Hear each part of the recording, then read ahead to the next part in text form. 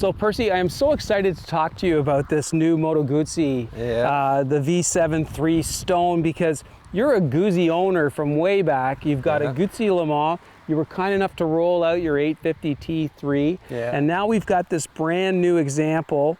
Are these two machines related now that you've ridden both? Absolutely. Yeah. I was pleasantly surprised because the exhaust note, the sound of the engine, is a key part of the Guzzi experience. And the 90-degree V-twin has this eagerness to rev that is kind of exciting because it's got the throb at low speeds. You can enjoy a visceral kind of pulsing. But then when you sort of pull the throttle, it just cleans out and it wants to go. It wants to hit redline really fast. For a small, nimble, I mean, it's not a big bike, so right off the bat, and it's not an overly powerful bike, which is really wonderful. I mean, I think as I've sort of spent more years riding, I've realized that having too much power, it takes some of the fun factor out of riding. You know what I mean? Because if the bike can go 270 kilometers an hour and you're going along at 100, it's like, so, this bike gives you a lot of vibe at the speed limit, and still you can really thrash it, and you're still not going insanely fast. So it's a really great combination. It's a perfect bike. What about the sound? Sound is great. That sound is critical. Number one, numero uno, and I think it's got a beautiful, wonderful, Guzzi sound. Right. So they obviously worked at that somehow and managed to retain it.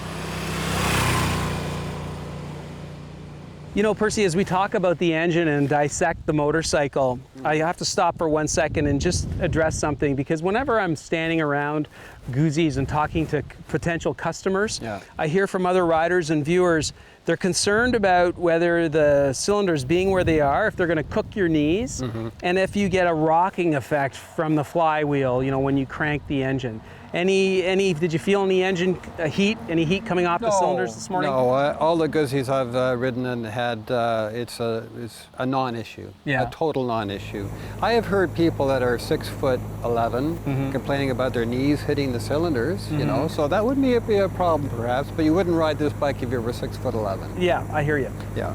And rocking? Well, I mean, it's the crankshaft is arranged longitudinally, right? So you are going to have that, like a BMW twin. Yeah. You're going to have at idle, when you rev the the bike will respond to the crankshaft torque. But I mean, it's completely a non-issue when you're riding a bike, and something that should just be, in my mind, completely dismissed from even discussing.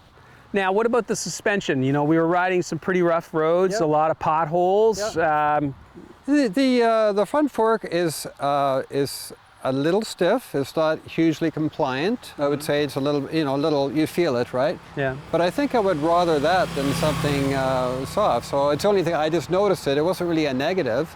Tell me about the riding experience for you at speed, in terms of where your hands fall, your feet, your saddle.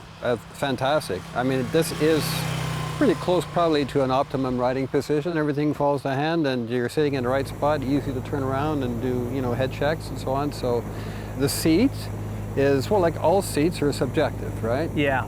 So I'm glad you said that. Yeah. Yeah. But it's fine, I mean, you want a flattish seat and you want to be able to move back and forth. You don't want to be locked in one spot. So you've had a chance to spend an afternoon on this motorcycle. Who would you recommend it to? Who's going to buy this bike and enjoy it, get the most out of it?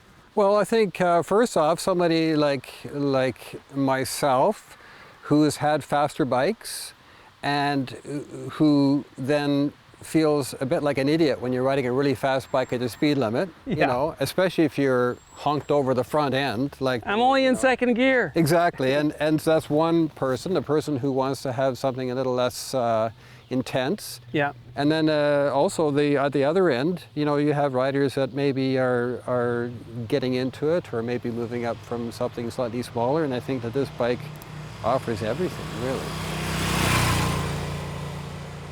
Is there anything you don't like or anything you want to change?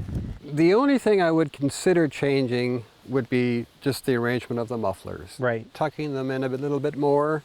And sort of back to the old school? A little bit like that. I mean, that's sort of, these are upswept slightly and those are straight up. I mean, that's just sort of a visual thing that I would probably tend to do, because the bike, in every other respect, is very vintage, right? Very right. Well, I'm so glad you did this for us. I mean, I thought of you immediately when this bike came up, given what I've seen in your garage over the years. So really, fantastic job. And Thank you for helping the us. opportunity to ride this bike. I really did appreciate it. It was fantastic. Thanks, you. Percy.